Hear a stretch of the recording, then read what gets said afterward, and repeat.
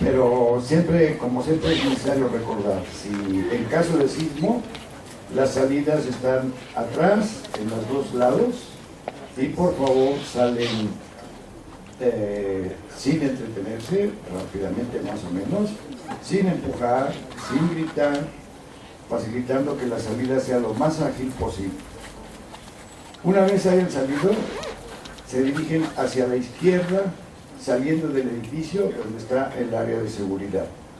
Y también, por favor, hagan caso del personal de protección civil. Muchísimas gracias y vamos a disfrutar de la interesante conferencia del día de hoy. Bienvenidos. Gracias.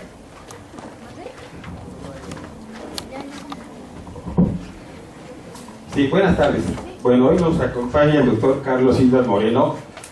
Él es prácticamente uno de los precursores de la maestría en dinámica no lineal y sistemas complejos de la UASM. Creo es un programa que no veo en qué universidad haya un programa como el de ellos, pero él es precursor de esa maestría dinámica no lineal y sistemas complejos.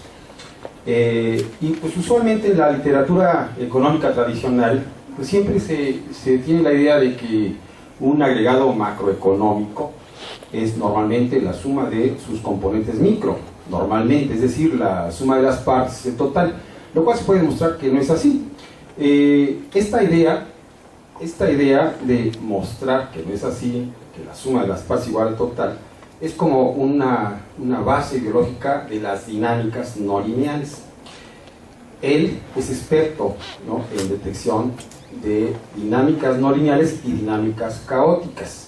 Entonces, pues para nosotros, para el comité es un orgullo que nos venga a dar una plática sobre, en este caso, crecimiento económico, porque va a ver una manera de detectar, ¿no?, algunos rayos caóticos en la cuestión del crecimiento económico. Entonces, para presentar al doctor Islas, va a hacerlo el maestro Miguel Cedeño Hernández. Muchas gracias por venir. Le damos un aplauso a los dos, por favor. Hola, buenas tardes. Bueno, el doctor Carlos Islas tiene licenciatura en matemáticas, maestría en matemáticas y doctorado en matemáticas por la Facultad de Ciencias de la UNAM, 2 postdoctorados, uno de ellos en el extranjero. Es docente desde hace casi 20 años en niveles medio superior y posgrado, tanto en instituciones públicas como privadas y en el extranjero. Actualmente es profesor de la Universidad Autónoma de la Ciudad de México. Ha sido profesor invitado en la Universidad de Missouri, en Estados Unidos, y en la Universidad de Saskatchewan, en Canadá. Ha dirigido 3 proyectos de investigación, 3 tesis de maestría, ha publicado 10 artículos de investigación e impartido más de 50 conferencias, tanto en México como en el extranjero. Particularmente le gusta la formación de estudiantes en diferentes áreas. Para nuestra conferencia de hoy, dinámica de un modelo de crecimiento económico aplicado a la agricultura. Demos un fuerte aplauso al doctor Carlos Islas Moreno.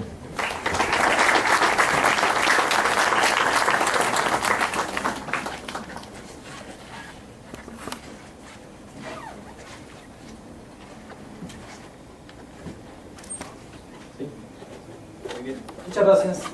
De verdad es un gran honor. Muchas gracias a Seth por la invitación, muchas gracias por la presentación. Son muy amables. Me da muchísimo gusto venir al Instituto Politécnico Nacional. Y bueno, como ya lo dijeron, pues yo me dedico a hacer dinámica y principalmente la dinámica no lineal. Bueno, es a lo que me dedico. Me gusta la formación de los estudiantes en diversas áreas, a partir de hace como 10 años para acá. Antes de eso no. Antes de eso me formé como matemático, estudié matemáticas, hice la maestría en matemáticas, quería hacer topología, hice topología por supuesto, doctorado en topología, me fui al extranjero a hacer un postdoctorado, una estancia de investigación, etcétera, etcétera, y todo en topología. Y de pronto regreso y veo un estudiante de economía y me dice: oye, me gustaría que me dirijas la tesis. Y dice: entonces tú me enseñas matemáticas, yo te enseño economía.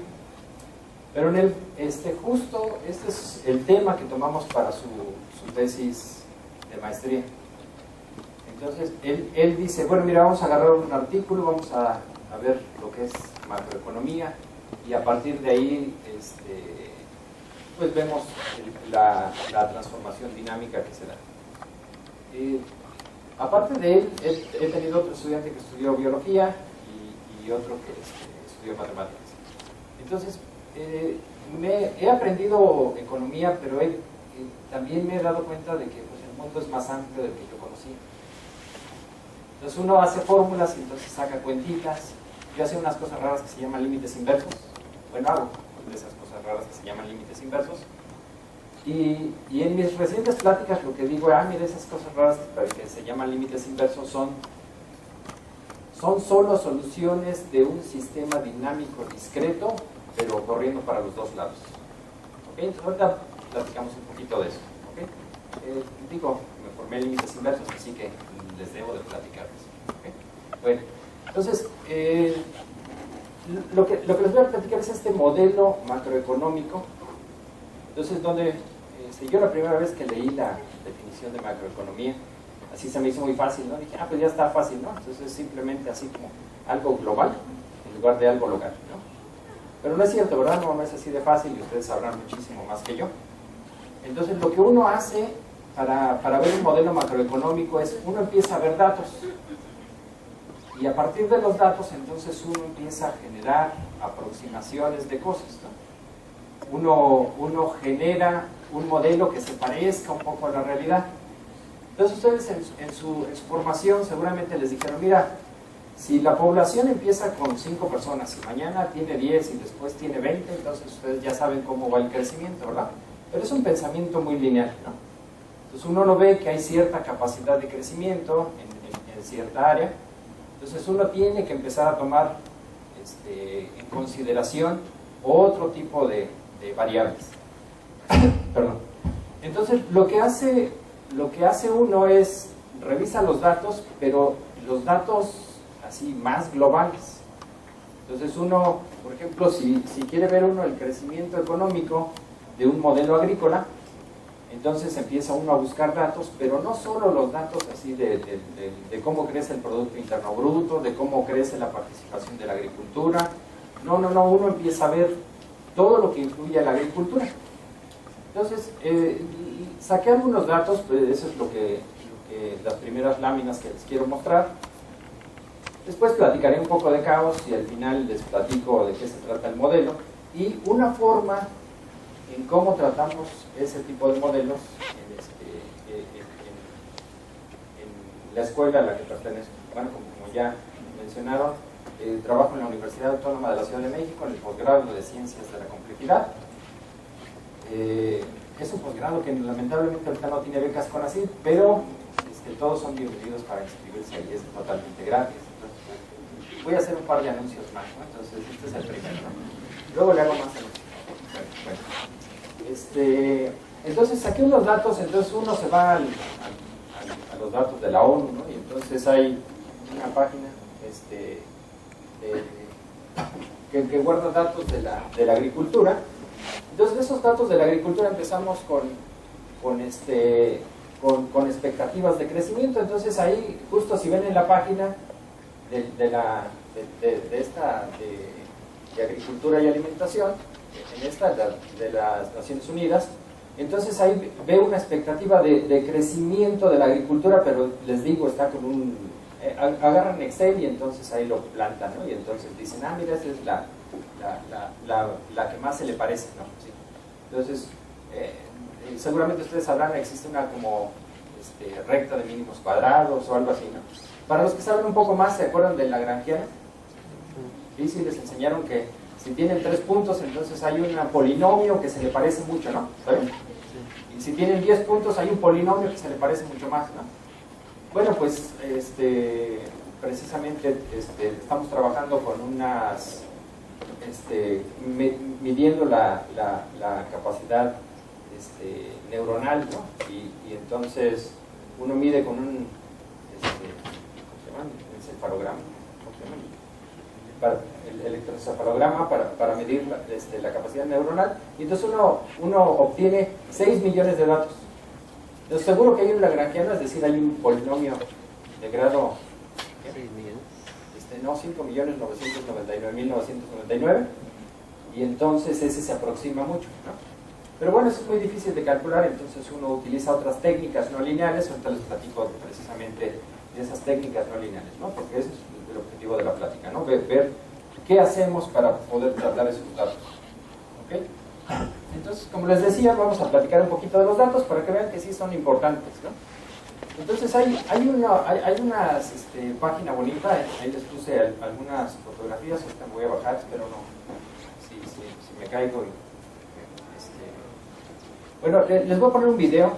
Yo les puse unas fotos, pero tenemos un estudiante así muy bueno en la maestría en dinámica no lineal. Tenemos un estudiante muy bueno que lo que hace es hacer este tipo de cosas, ¿no? Él lo que dice es agarrar los datos y hacerlos agradables a la pupila. ¿Okay? Entonces, bueno, es lo que mide es ¿cómo se llama? La expectativa de vida con respecto al producto per cápita de cada país. ¿Okay? Entonces, ¿qué teléfono? me voy a mover a una página en internet. Gracias. Y entonces, espero que todos vean. Ajá. Entonces, bueno, esta es ¿cómo se llama? Este es un programa que ya existe en la red, entonces lo pueden ver. Entonces, quiero que vean, este circulote dice que se llama China, este circulito aquí abajo se llama México, ¿está bien? Entonces no lo pierdan de vista. ¿Okay? Esto fue, no ven en qué año, ¿verdad? Pero es 1802. Ahí toca. Ya tengo que comprar más espacio en iPad. Ok. Entonces, bueno, vamos creciendo el año y miren qué va pasando. Pues uno ve, la expectativa de vida es, digamos, lo que aparece hacia arriba, ¿ok? Y hacia la derecha, pues sería ¿sí? Creo que debo ponerlo más abajo.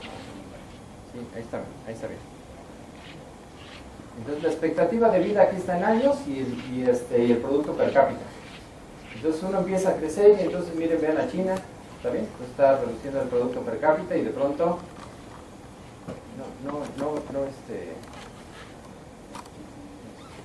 déjenme moverlo un poquito más.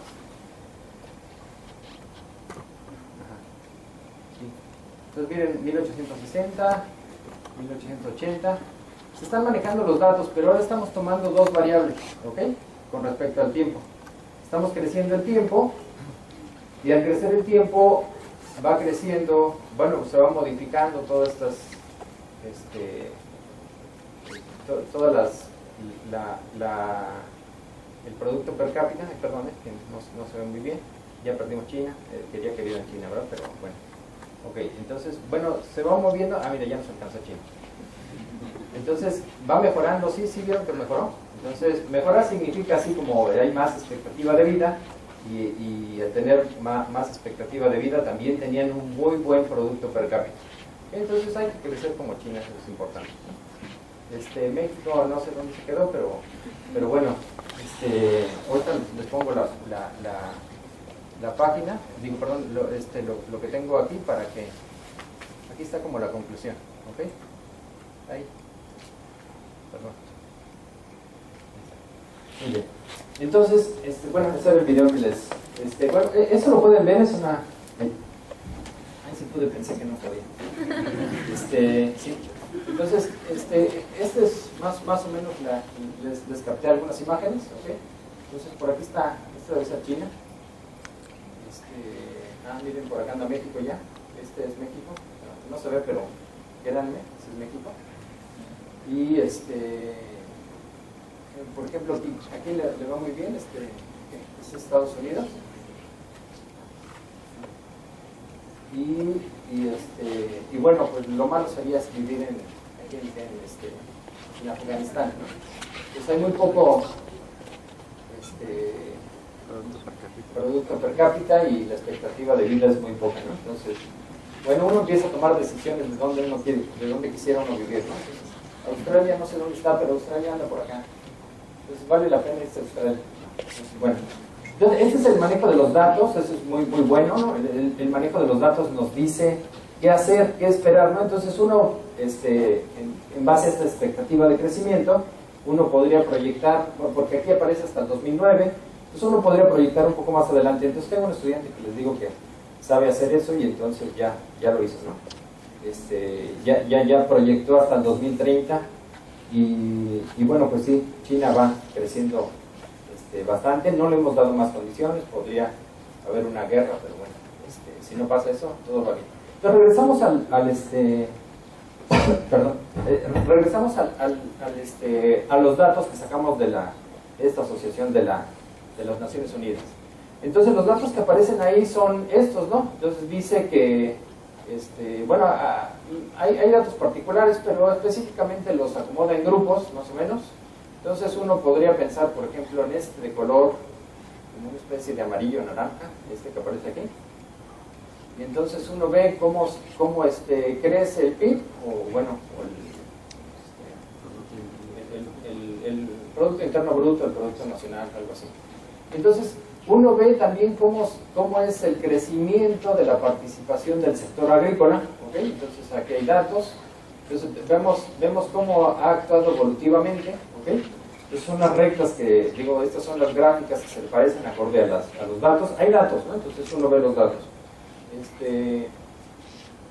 Aparte de eso, pues vemos el crecimiento ponderado de uno con respecto al otro. Entonces ahí, eso existe, ¿verdad? Ahí está en la página, ¿no? de la FAO. Y precisamente la participación de la agricultura ponderada, pues nos quedaría precisamente gráficas de este estilo. Entonces, bueno, vemos que particularmente para América Latina, pues va en cierto de crecimiento. Entonces pues para algunos países en particular, los puse, un ratito regresamos para ver por qué puse algunos de estos. Bueno, precisamente es que quien propuso este modelo que les voy a describir, lo puso precisamente para Turquía, y para Estados Unidos y para India. Se llama Vesna Yablanovic.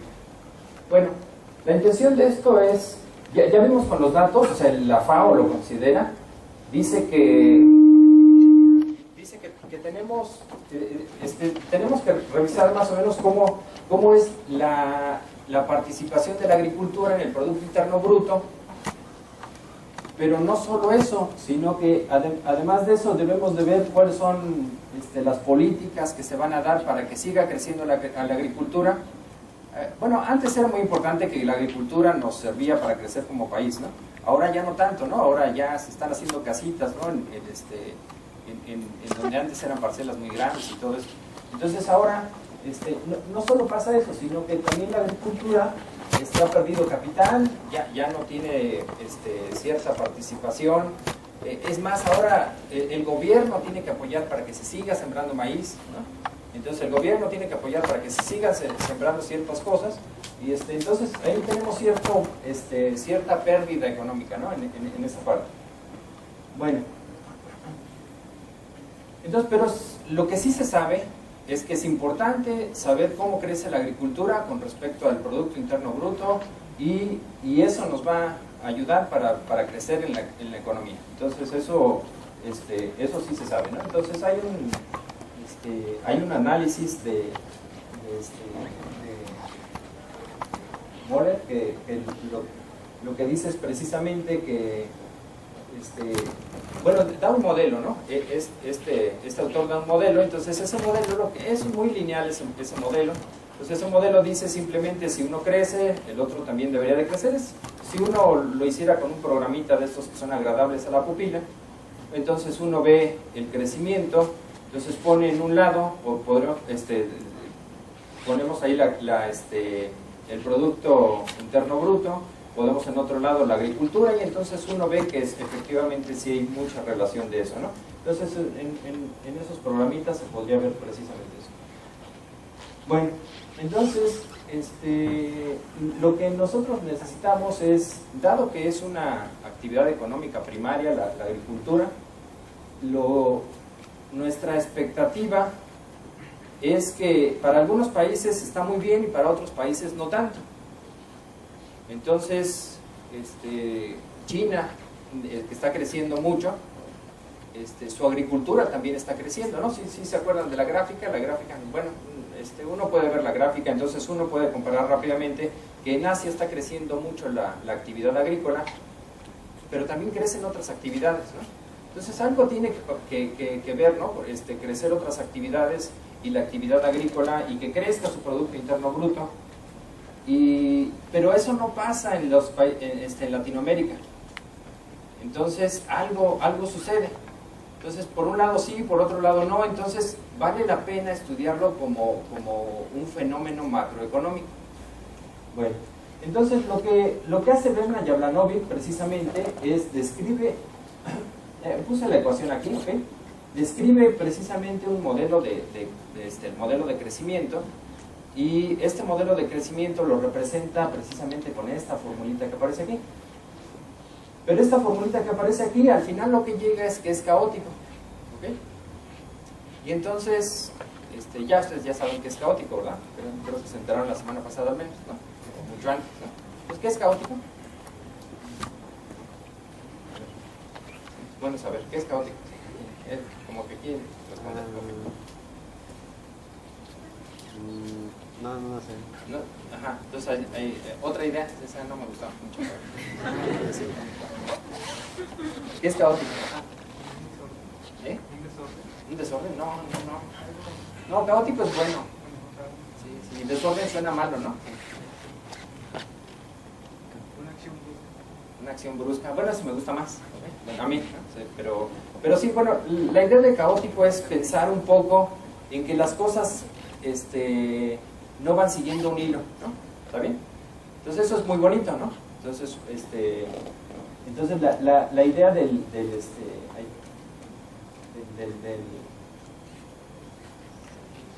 está, eso se ve bonito, eso se ve caótico, así se ve bonito, ¿verdad? Entonces, bueno, algo caótico, así, algo caótico, esta es una representación en 3 dimensiones precisamente ¿cómo se llama? ¿Cómo se llama? De un atractor bonito que le llaman el atractor de Lorentz, y entonces nosotros hicimos un modelo parecido al de Vesna Yablanovic, pero en ecuaciones diferenciales, ¿no? Entonces ahorita les platico un poquito más. Pero la intención de esto, precisamente de este modelo caótico, es que es algo que es predecible. Si ustedes se paran en alguna condición inicial, ¿sí ven esa rayita en la que estoy parando? ¿Esa que aparece ahí? Entonces, digamos, se paran en un tiempo T, aquí está, y si van creciendo el tiempo, saben perfectamente hacia dónde se va. ¿Sí ven? Y entonces ahí se van. ¿Sí vieron? Entonces, ahí está. ¿Sí vieron todo eso? Bueno, entonces eso sería más o menos caótico. No es cierto, eso no es caótico.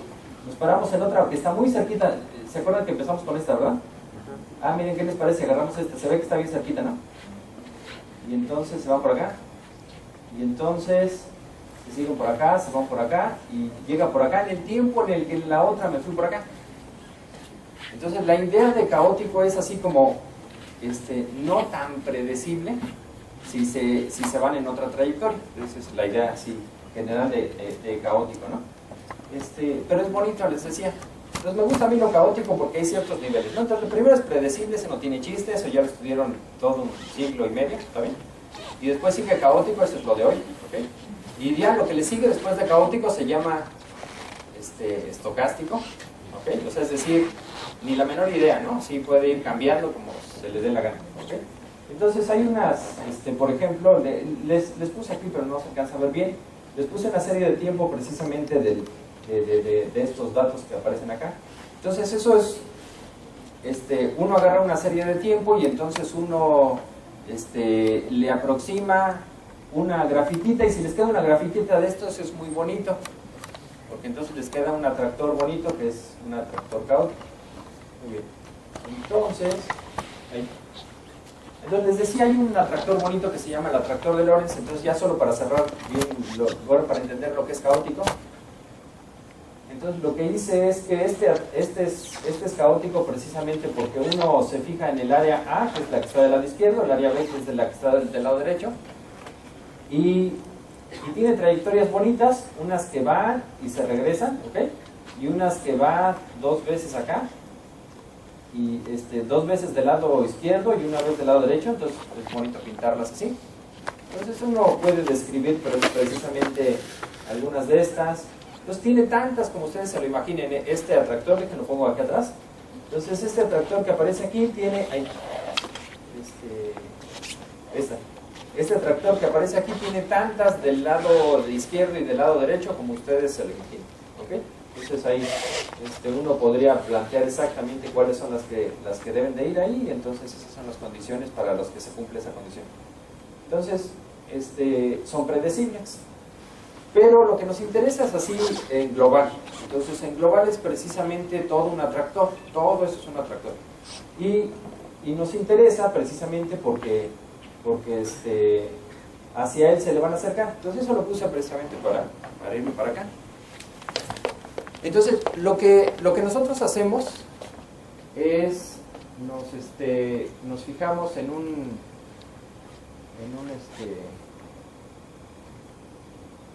analizamos trayectorias, ¿no? ¿Ya me listo? No, tampoco.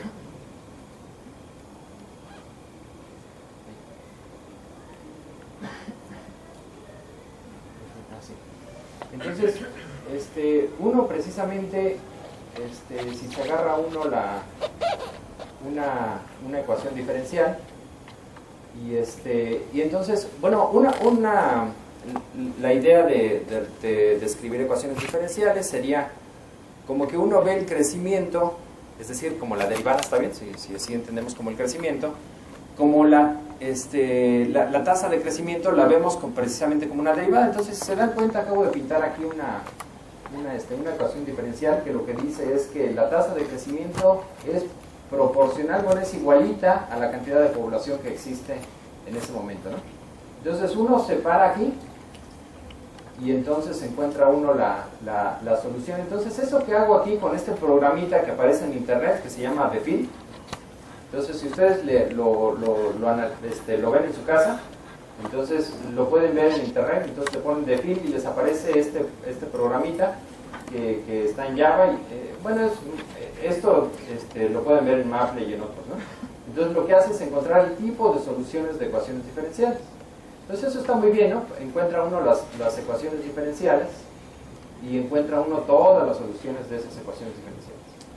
Pero, ahí, me pasó.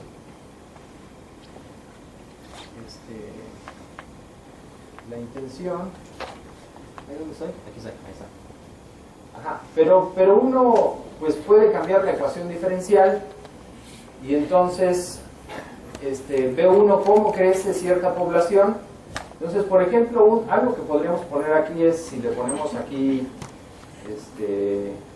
le cambiamos un poquito. Esto que acabo de escribir aquí, esto es una ecuación parecida a la que está en el modelo de Jablanovic. Ahorita se los vuelvo a poner, lo vamos a retomar. La idea es de que aquí vemos el crecimiento de la población, x', lo que dice aquí, es igual a digamos a x, ok, es esto que aparece acá, esta x, pero lo estamos multiplicando por algo que va a ser, que nos va a describir la tasa máxima de crecimiento. Entonces, si uno hace eso, entonces uno describe una ecuación diferencial que efectivamente se parecía a la que teníamos antes, ¿no? Que iba creciendo la población así, pero ahora tiene cierta cota, ¿ok? Y si se pasa la población de ese tamaño, entonces la idea es ahora va decreciendo, ¿ok? Bueno, todo esto ya se ha estudiado, ¿no? Son ecuaciones diferenciales y entonces uno mide cierta tasa de crecimiento gracias a las ecuaciones diferenciales. Entonces ahora bueno, también algo que es cierto es que esto que acabamos de ver aquí es solo cuando uno tiene una sola variable. Entonces cuando uno tiene dos variables, pues entonces yo voy a comprar espacio. Ajá, entonces, cuando uno tiene dos variables,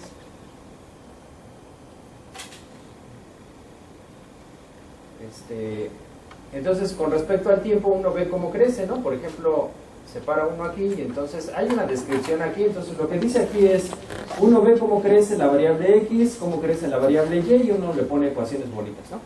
Entonces que se aproximen más o menos a nuestro modelo. Entonces la idea aquí es que la tasa de crecimiento de la primera variable va a